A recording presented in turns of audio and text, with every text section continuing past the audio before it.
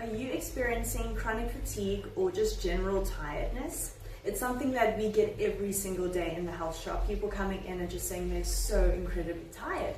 And firstly, you would ask, okay, but how are you sleeping? Because if you're not sleeping well, you're gonna be tired. So, if you have a 2-month-old baby at home, it's understandable, there's obviously a break in the routine and you're gonna be more fatigued than normal. But if it's just like a constant fatigue where you are sleeping fine, you're getting your 6 to 8 hours at least, then you're still feeling tired, then it's showing that there's something else going wrong in the body or something deficient in the body perhaps. So obviously if the sleep is the main issue, then one can do a whole sleep protocol to see if one can maybe improve your sleeping conditions. If you've got insomnia, the herbs and supplements and all of that will go with that type of symptom or issue, how to help that. But I think today I just want to focus on the actual fatigue and tiredness issue, because that's what so many people struggle with. So on the one hand, it's hard to diagnose why someone is tired. If you just come in and you ask me, I'm tired, what can you suggest that I take? And it's like, okay, well, where do we start? Because it could be your iron levels, it could be your B vitamins, it could be adrenal fatigue, where you just your adrenals are just shot and you've got burnout. It could be your coenzyme Q10 levels that, activates the mitochondria within the cell to produce energy. It could be it could even go back to something like your metabolism, or it could come back to inflammation. So many people struggle with inflammation these days. And if your body is constantly fighting this inflammation, it gets tired. So it's something that happens without you even knowing about it, but it actually fatigues your body. So what I normally suggest is one can start with, a good B complex, because either way, the Bs will be good for you. It will increase your energy levels. It will support your nervous system. It will just help you feel better, especially for all the nerve endings and all of that. So I always suggest a activated B complex or a methylated B complex, so that you can try and get as activated forms of Bs as you can. In South Africa, there's not a huge range of it available yet, but at least the supplements are starting to get better and better. So you'll have your folate instead of folic acid, or you'll have your benfotiamine instead of just plain thiamine B1, or you'll have your methyl B12 and methylcobalamin instead of your cyanocobalamin. So all those little tweaks and changes, improvements, will be way better for your body. I remember the first time I took a B complex, we got a sample from one of the reps, and I was like, I just want to try it, and I know you should actually take your Bs in the morning, because obviously the energy boost, it will keep you awake or give you energy, so you don't want to take it in the afternoon or late at night. But I was like, it's 3 o'clock, I've still got a Pilates class to get to. I was like, let's take it. And I took it at 3 o'clock, 4 o'clock. And I remember at 5 o'clock when the class was on, I think it was 5:15, I was like, that was the best class of my entire life. I was like an Energizer bunny. So yeah, it was so amazing to actually feel the benefits of the Bs, because a lot of times you drink something and it's good for you, but you don't feel that benefit. So that was quite a cool thing that I experienced with the Bs the first time. So obviously that can all be deficiencies. So as you said, the coenzyme, the iron or the Bs, that's normally your problem ones when it comes to energy levels. Then it's your burnout. So a lot of people that have chronic high stress, they just have a high stress job or high stress family situation that they're going through, that will obviously affect their adrenals as well. So your adrenals and your cortisol levels and your adrenaline, if those things are too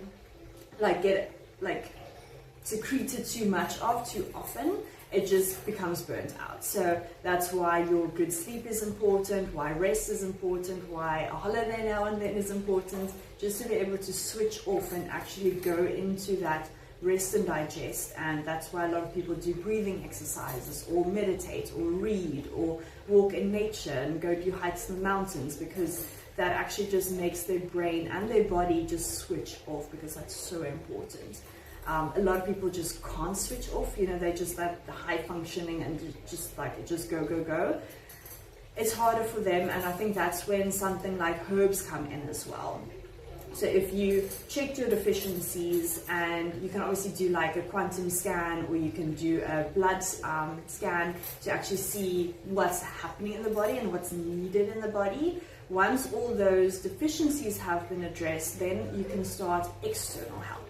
So then it's where I would go for something like your herbals, like ginseng, for example, is a great energy booster. Guarana, a lot of people like as well, but it sometimes gives people heart palpitations. It's more like a caffeine type of energy boost. You can also do more your supportive herbs for the adrenals specifically, and to help lower the cortisol levels.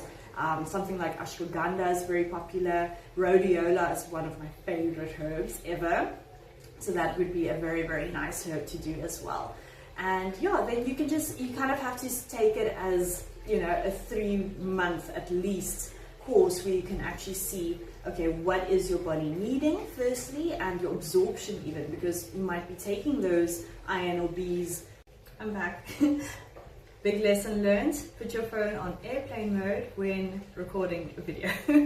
I was on a roll with the first one, and then I got a call.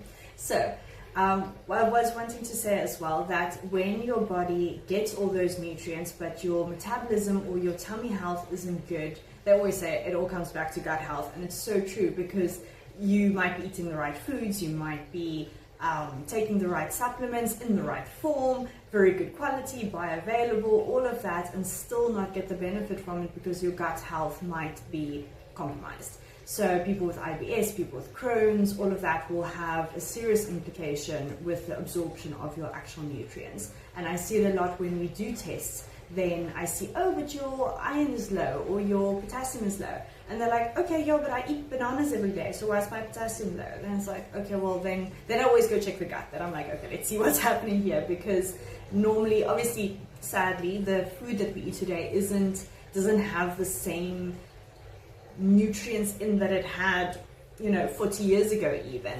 But at least if you're getting those foods in, your body should be getting enough of those nutrients, so then a supplement would be less needed.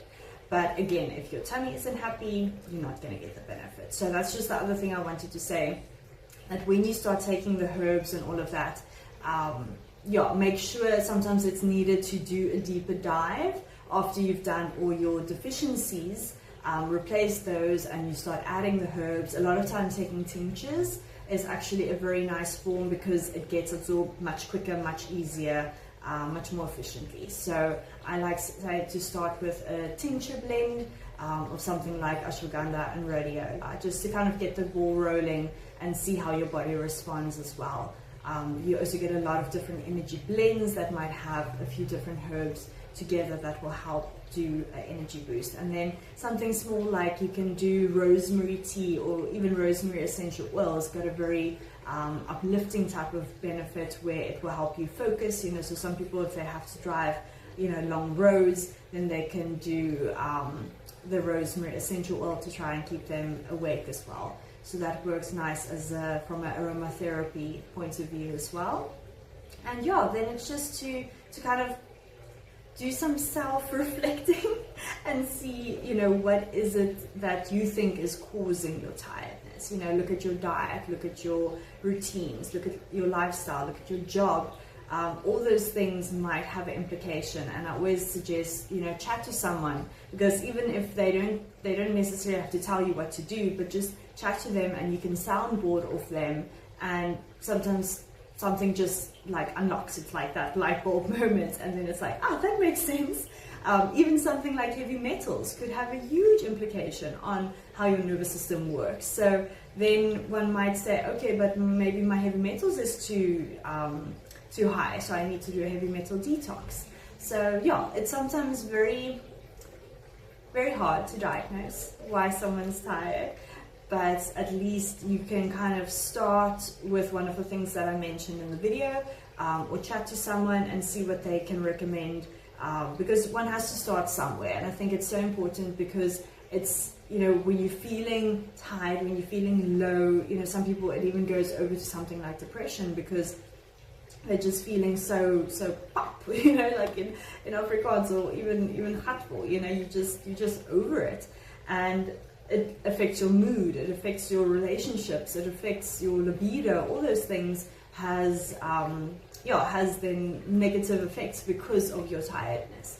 So I think start with the nutrients, then you can add the herbs and see how your body responds, and listen to your body and see what it's telling you, and play around with a few different ones, play around with different forms as well. Like you might be getting iron, but you get chelated iron, or iron glycinate, or iron, you know, there's lots of different forms as well. So I would say play around with that as well and see which ones work the best for your body, because not everyone's the same. So whatever might have worked amazing for me might not work amazing for you. And yeah, that's about the journey of health.